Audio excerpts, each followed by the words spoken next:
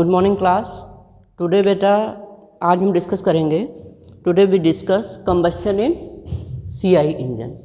Compression ignition engine में किस तरीके से कंबशन होता है इसको डिस्कस करना है। प्रीवियस लेक्चर में हमने डिस्कस किया था कि एसआई इंजन स्पार्क इग्निशन में कंबशन कैसे होता है।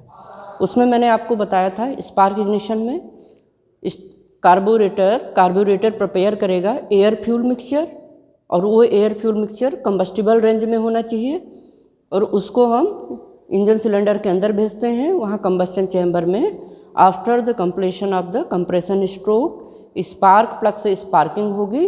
देन वो स्पार्किंग की वजह से फ्लेम फ्रंट प्रोपोगेट करेगा और कंबस्शन कंप्लीट होगा।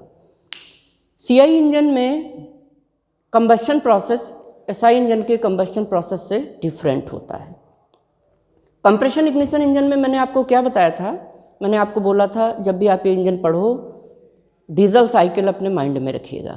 डीजल साइकिल में मैंने बोला रिवर्सिबल एडियाबैटिक और आइसेंट्रोपिक कंप्रेशन 1 to 2 हुआ। उसके बाद नेक्स्ट बेटा क्या हुआ, उसमें डीजल साइकिल है प्रोसेस 2 to 3 इसमें हीट एडिशन हुआ और heat addition takes place at constant pressure पर हीट एडिशन होता है उसमें, और देन आफ्टर एक्सपेंशन होता है और हीट रिजेक्शन होता है कांस्टेंट वॉल्यूम पर।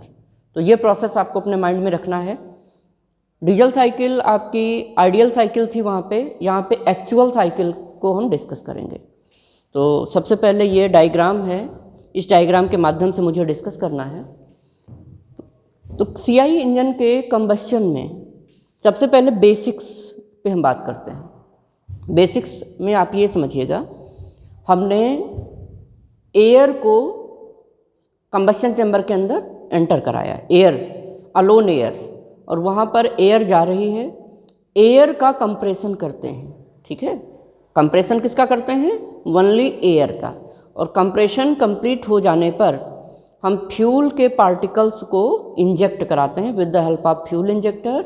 और इंजेक्शन आपका कैसा होना चाहिए? स्प्रिंकल के फॉर्म में इंजेक्शन होना चाहिए। तो यहाँ पर हम फ्यूल की क्वांटिटी को कंट्रोल करते हैं। मुझे पावर बढ़ाना है तो फ्यूल की क्वांटिटी को बढ़ाएंगे, रिच मिक्सचर की सप्लाई करेंगे। जबकि स्पार्क इग्निशन इंजन में क्या था बेटा? स्पार्क इग्निशन इंजन में हम दोनों क्वांटिटीज़ को कंट्रोल कर सकते थे, और यहाँ पर बेसिकली हम फ्यूल की क्वांटिटी को, अमाउंट ऑफ फ्यूल को हम कंट्रोल करते हैं, और अमाउंट ऑफ एयर तो प्रीवियसली सक ही हो जाती है। ओके तो CI engine compression ignition engine का नाम कंप्रेशन इग्निशन इंजन इसलिए पड़ा था क्योंकि इसमें सेल्फ इग्निशन होता है। ये मैं आपको पहले समझा चुका हूँ। चलो ठीक है, ओके स्टार्ट करते हैं अपना लेक्चर। सबसे पहले मुझे पढ़ना है कौन कौन सी स्टेजेज होती हैं। स्टेजेज तो टोटल 4 स्टेजेज होती हैं। First stage is ignition delay, second stage is rapid combustion और uncontrolled combustion, third stage is controlled combustion and fourth stage is period of after burning. Okay तो यहाँ पे हम फर्स्ट स्टेज लेते हैं इग्निशन डिले। इग्निशन डिले 2 तरीके का होता है, physical delay and chemical delay. Diagrams पे आते हैं बेटा। इस एक्सिस पर हमने प्रेशर लिया, प्रेशर की यूनिट बार में लिया, 0 बार, 20 बार, 40 बार, 60 बार, 80 बार और 100 बार पे प्रेशर। और इस एक्सिस पर आप टाइम को ले सकते हो या फिर क्रैंक शाफ्ट का रोटेशन डिग्री में ले सकते हो। ये टॉप डेड सेंटर है आपका, यहाँ पे टीडीसी है, और टीडीसी से इधर 100 डिग्री लिया मैंने, और ये टीडीसी से इधर 100 डिग्री लिया। तो स्टार्टिंग में ये वैल्यू लिया एटमॉस्फेरिक प्रेशर की।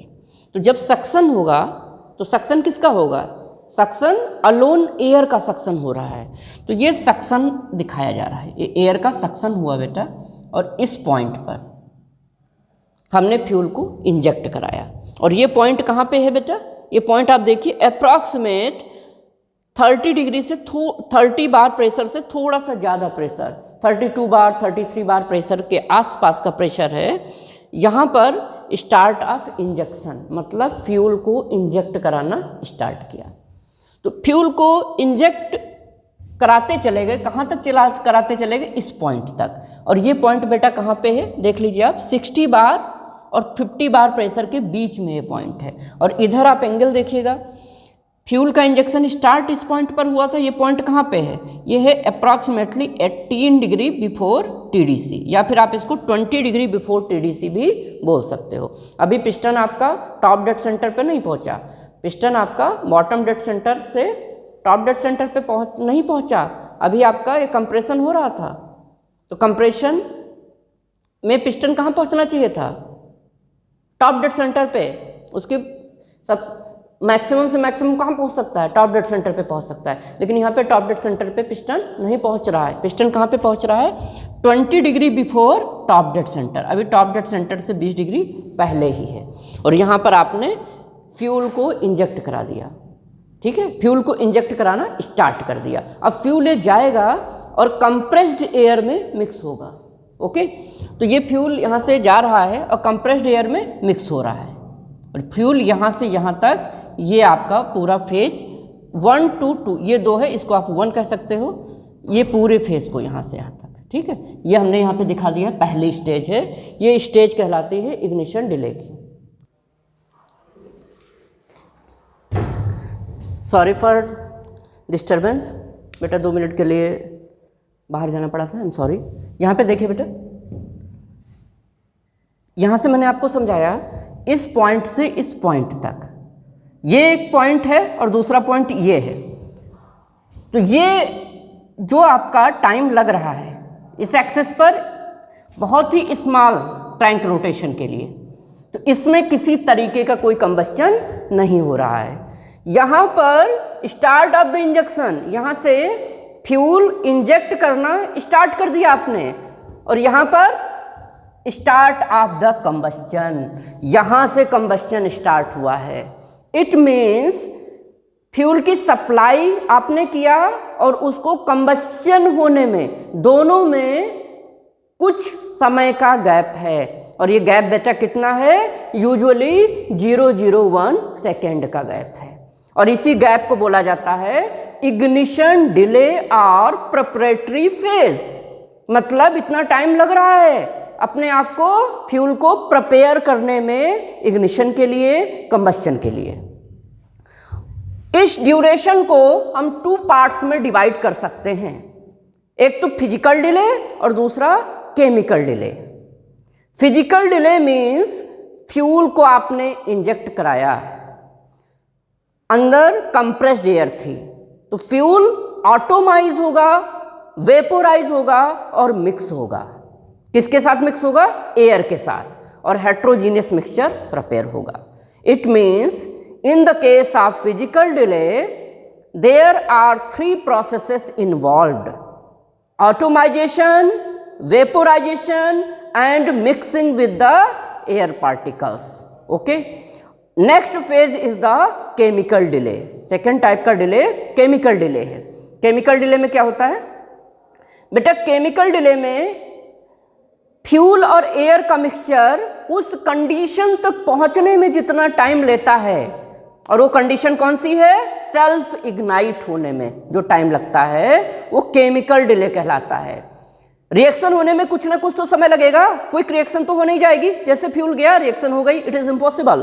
कुछ ना कुछ तो टाइम लगेगा, और वो टाइम केमिकल रिएक्शन के प्रिपरेशन करने में जो समय लगता है वो केमिकल डिले कहलाता है। और इग्निशन डिले बहुत इंपॉर्टेंट है कंबस्चन प्रोसेस के लिए। Either it is SI engine और CI engine, ignition delay is most important. ये कई फैक्टर्स इस पर डिपेंड करते हैं, जैसे स्मोक का प्रिपरेशन, कितना स्मोक निकलेगा आपके इंजन से, ये डिपेंड करता है इग्निशन डिले पे। नॉकिंग होगी या नहीं होगी, नॉकिंग प्रोन इंजन होगा या नॉकिंग इंजन में आपकी नहीं होगी, ये इग्निशन डिले पर डिपेंड करता है। और ignition delay spark ignition engine में हाई होना चाहिए, जबकि कंप्रेशन इग्निशन इंजन में इग्निशन डिले लो होना चाहिए। अब आप पूछोगे सर ऐसा क्यों? क्योंकि बेटा स्पार्क इग्निशन में सेल्फ इग्निशन डिजायरेबल नहीं है। अगर सेल्फ इग्निशन होगा फ्यूल का तो नॉकिंग होगी, जबकि कंप्रेशन इग्निशन इंजन में हमको सेल्फ इग्निशन ही कराना है। तो दोनों जगह के प्रोसेस, दोनों इंजन्स के जो बेसिक फिनोमिना है वो एक दूसरे के अपोजिट है, इसीलिए ignition delay spark ignition engine में अनडिजायरेबल है, वाइल कंप्रेशन इग्निशन इंजन में डिजायरेबल है। इसका मतलब कंप्रेशन इग्निशन इंजन में इग्निशन डिले क्या होना चाहिए? कंप्रेशन सीआई इंजन में बेटा, सीआई इंजन में इग्निशन डिले कम होना चाहिए। जितना कम इग्निशन डिले होगा वो आपके लिए बेनिफिशियल होगा। क्यों होगा, इसको फिर से समझिए। देखिए बेटा, आपने फ्यूल की सप्लाई किया, इग्निशन डिले बहुत कम था, तो सेकंड फेज में अनकंट्रोल्ड कंबस्शन में उतना ह्यूज अमाउंट का प्रेशर जनरेट नहीं होगा, उतना एब्रप्ट प्रेशर राइज नहीं होगा। तो इसका मतलब कंट्रोल कंबस्शन बढ़ेगा, अनकंट्रोल्ड कंबस्शन कम होगा। नॉकिंग में हम पढ़ाएंगे, सीआई इंजन में नॉकिंग होती है अनकंट्रोल्ड कंबस्शन में, तो अनकंट्रोल्ड कंबस्शन का टाइम कम हो रहा ना, तो नॉकिंग कम हो जाएगी। इसीलिए ignition delay compression ignition engine में मिनिमम होना चाहिए। Ignition delay compression ignition engine में मिनिमम होना चाहिए, जबकि स्पार्क इग्निशन में इग्निशन डिले मैक्सिमम होना चाहिए। तो ये फर्स्ट स्टेज कंप्लीट हुई। सीआई इंजन की फर्स्ट स्टेज क्या थी? Ignition delay. इग्निशन डिले दो तरीके का, physical delay and chemical delay. और ये हम डिफाइन कैसे करेंगे इग्निशन डिले को? It is the time between start of injection and start of the combustion, या इसको ऐसे कहें कि जब P theta curve motoring curve से जहां पे सेपरेट होता है वो ये पॉइंट है। मोटरिंग कर्व का मतलब नॉन फायरिंग कर्व, ये दोनों एक दूसरे से जहां अलग होते हैं वो ये पॉइंट है, और ये फर्स्ट स्टेज कंप्लीट होती है इग्निशन डिले की। इसमें किसी को कोई प्रॉब्लम नहीं होनी चाहिए। Now let us discuss second stage, rapid combustion और अनकंट्रोल्ड कंबस्शन। ओके, आपने सिलेंडर में, सपोज ये सिलेंडर है, सिलेंडर में एयर को आपने कंप्रेस किया था, फ्यूल की सप्लाई कर दी। कुछ समय बाद, इट मीन्स स्टेज 1 के पास हो जाने के बाद फ्यूल इग्नाइट कर चुका है। अब फ्यूल इग्नाइट कैसे करेगा? फ्यूल में कंबस्शन हुआ और मिक्सचर बहुत ज़्यादा प्रिपेयर था आपका, तो अब कंबस्शन कंट्रोल नहीं होगा, अनकंट्रोल्ड कंबस्शन होगा, क्योंकि इग्निशन डिले जो लगा है वो कंप्लीट फ्यूल के लिए लगा है ना, कि वो 0.001 सेकेंड में जितना फ्यूल आया था वो सारा का सारा फ्यूल अब कंबस्शन के लिए अपने आप को प्रिपेयर कर चुका है। बस उसको इंतजार क्या है? इंतजार है जैसे ही सेल्फ इग्निशन टेम्परेचर अचीव हो, क्विक कंबस्शन स्टार्ट हो जाए। और जैसे ही सेल्फ इग्निशन टेम्परेचर अचीव हुआ, फ्यूल के बहुत सारे पार्टिकल सभी प्रिपेयर थे और सब में कंबस्शन स्टार्ट हो गया, और ये सारे पार्टिकल्स में जो प्रिपेयर थे ऑलरेडी उसमें कंबस्शन स्टार्ट हुआ। केमिकल एनर्जी बहुत ह्यूज अमाउंट में रिलीज हो रही है इसी स्टेज में। सेकंड स्टेज में chemical energy of fuel is converted into thermal energy, और मैक्सिमम से maximum thermal energy second stage में प्रोड्यूस हो रही है। और ये एनर्जी प्रेशर राइज में एब्रप्ट राइज करेगा, प्रेशर राइज बहुत तेजी से राइज होगा, और ये फेज कहलाता है अनकंट्रोल्ड कंबस्शन। मतलब इसमें कंबस्शन रेट को आप कंट्रोल नहीं कर सकते हो। और ये कंप्लीट कहाँ होता है? देखिए यहाँ पे मैक्सिमम प्रेशर राइज पे, या सेकंड स्टेज, यहाँ से कंबस्शन स्टार्ट हुआ और यहाँ पर कंबस्शन कंप्लीट हो गया। और ये पॉइंट कौन सा पॉइंट है? जहाँ पर मैक्सिमम प्रेशर है, पीक प्रेशर है, और ये अप्रॉक्सीमेटली 75 बार के 85 बार के आसपास का प्रेशर है। ठीक है, अब थर्ड स्टेज आती है आपकी कंट्रोल्ड कंबस्शन। तो कंट्रोल्ड कंबस्शन में क्या होता है? जो फ्यूल पहले से प्रिपेयर था इग्निशन डिले में, उस फ्यूल का तो कंबस्शन हो गया अनकंट्रोल्ड कंबस्शन में। अब नया फ्यूल जो आएगा, वो फ्यूल आया, सेल्फ इग्निशन टेम्परेचर अचीव किया और कंबस्शन हुआ, फिर फ्यूल आया, सेल्फ इग्निशन टेम्परेचर अचीव किया और कंबस्शन हुआ। इट मीन्स फ्यूल आ रहा है, धीरे धीरे सेल्फ इग्निशन टेम्परेचर अचीव कर रहा है और कंबस्शन हो रहा है उस फ्यूल का। तो इसमें रेट ऑफ कंबस्शन कंट्रोल कर सकते हो आप फ्यूल के अमाउंट से। तो ये आपका कहाँ तक रहता है? एक छोटा सा ये फेज देखिएगा, इस बीच का, इस ड्यूरेशन का पोर्शन, मतलब जहां पर लगभग आपका प्रेशर राइज मैक्सिमम रहता है, वो फेज कहलाता है कंट्रोल्ड कंबस्शन का फेज। ओके। अभी भी कुछ फ्यूल पार्टिकल्स ऐसे होते हैं जिनका कंबस्शन नहीं हो पाता है। हो सकता है उनकी क्वालिटी बहुत अच्छी ना हो, या फिर हो सकता है उस जोन में कंबस्टिबल मिक्सचर प्रिपेयर ना हो पाया हो, या कोई और रीजन हो सकता है, तो उनका कंबस्शन अब लास्ट स्टेज में होगा। और इसमें बचे हुए फ्यूल पार्टिकल का कंबस्शन होता है 4th स्टेज में। ये स्टेज कहलाती है आफ्टर बर्निंग। और इसके बाद ये देखिएगा एटमॉस्फेरिक प्रेशर से थोड़ा सा ज़्यादा प्रेशर पे हमारा एग्जॉस्ट हो जाता है। सक्शन प्रेशर कहाँ है? देखिए सक्शन हो रहा है अप्रॉक्सीमेटली एटमॉस्फेरिक प्रेशर पर, ठीक है। सक्शन कब होगा? थोड़ा सा एटमॉस्फेरिक प्रेशर से ज़्यादा प्रेशर होगा, ठीक है, सॉरी, सक्शन होगा थोड़ा सा एटमॉस्फेरिक प्रेशर से कम प्रेशर होगा तो सक्शन हो जाएगा। सक्शन तभी होगा ना जब अंदर से हम सक करेंगे, मतलब अंदर का प्रेशर कम होगा, एटमॉस्फेयर का प्रेशर ज़्यादा होगा। सक्शन हो गया, यहाँ पे मैंने सक्शन दिखा दिया है, ओके। अब यहाँ पे एग्जॉस्ट कराना है तो एटमॉस्फेयर प्रेशर से ज़्यादा प्रेशर पर एग्जॉस्ट होगा। यहाँ पर एटमॉस्फेयर प्रेशर है, ये प्रेशर उसका थोड़ा सा ज़्यादा प्रेशर है और उसको हमने यहाँ पे एग्जॉस्ट करा दिया। तो ये टोटल चारों स्टेज हमने कंप्लीट कर दी कंबस्शन इन CI engine, compression ignition engine की। फिर से मैं रिवाइज करा रहा हूँ आपको, क्विक रिवीजन करा रहा हूँ। अभी कंपैरिजन भी बताऊंगा दोनों में क्या अंतर है SI और CI इंजन में। फिर से समझ लीजिए, आप दोनों पढ़ चुके हो। स्पार्क इग्निशन इंजन में मैंने आपको बोला, स्पार्क इग्निशन इंजन में सबसे पहले एंट्री होती है किसकी? एयर और फ्यूल दोनों की। कार्बोरेटर से मिक्सचर प्रिपेयर हुआ, एंट्री करा दी, और होमोजीनियस मिक्सचर प्रिपेयर हुआ और उसका कंबस्शन हो गया। CI इंजन में एयर को सक किया, एयर को कंप्रेस किया, फ्यूल को सप्लाई किया, फ्यूल ऑटोमाइज हुआ, वेपोराइज हुआ, मिक्सिंग हुई फ्यूल की, सेल्फ इग्निशन टेम्परेचर फ्यूल ने अचीव किया, अनकंट्रोल्ड कंबस्शन हुआ, उसके बाद कंट्रोल्ड कंबस्शन हुआ, उसके बाद आफ्टर बर्निंग हो गई। इस तरीके से CI इंजन की चारों स्टेजेस कंप्लीट होती हैं। अब हम डिस्कस करेंगे डिफरेंट फैक्टर्स का क्या फर्क पड़ता है नॉकिंग पे, तो सेकेंड टॉपिक होगा।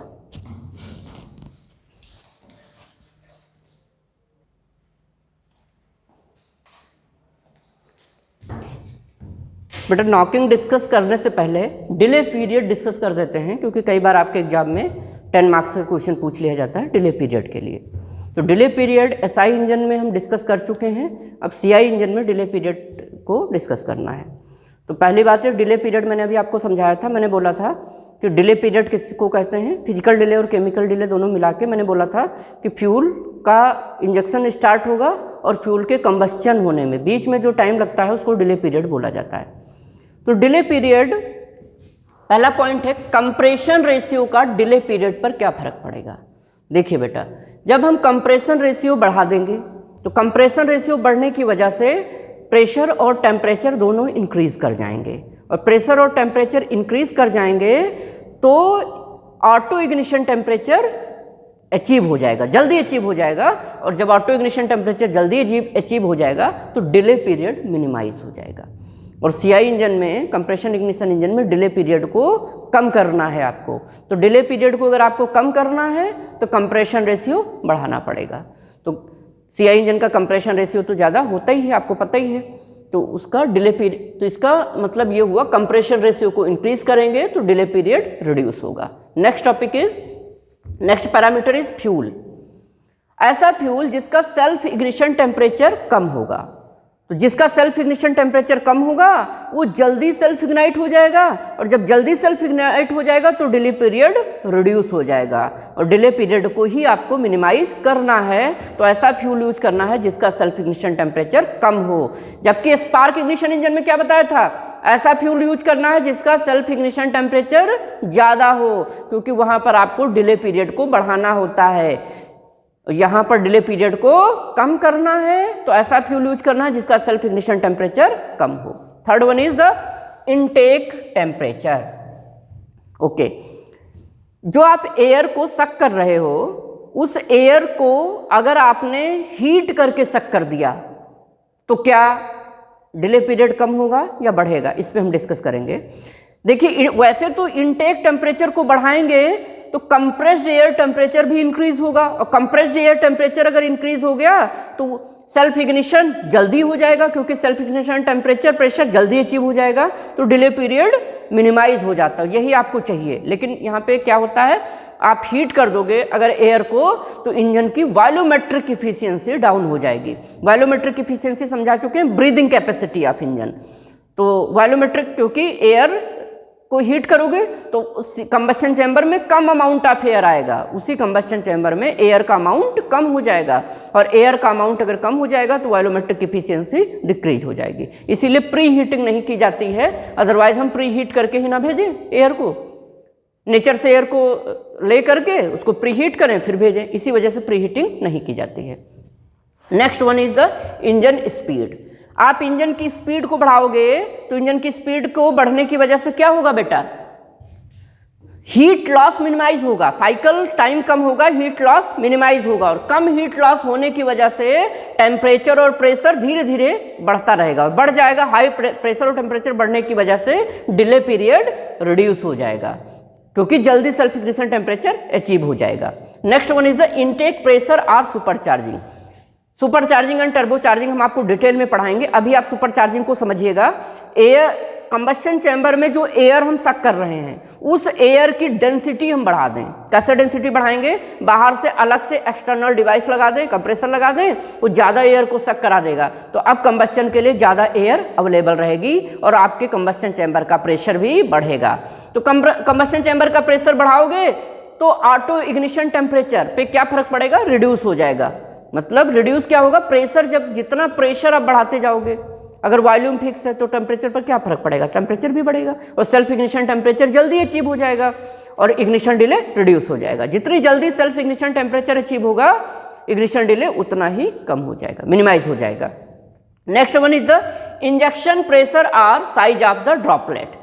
आपने फ्यूल की सप्लाई किया कंप्रेस्ड एयर में, और जितना ज़्यादा प्रेशर से आप सप्लाई करोगे फ्यूल की, उतना ही अच्छा ऑटोमाइजेशन होगा, वेपोराइजेशन होगा और मिक्सिंग होगी। ड्रॉपलेट का साइज उतना ही स्मॉल होगा, उतनी अच्छी स्प्रिंकलिंग होगी, और जो जितना ज़्यादा स्कैटर्ड फॉर्म में आपका फ्यूल जाएगा उतना अच्छा जितना अच्छा वेपोराइजेशन होगा, उतना ही जल्दी सेल्फ इग्निशन टेम्परेचर अचीव होगा, तो डिले पीरियड आपका रिड्यूस हो जाता है।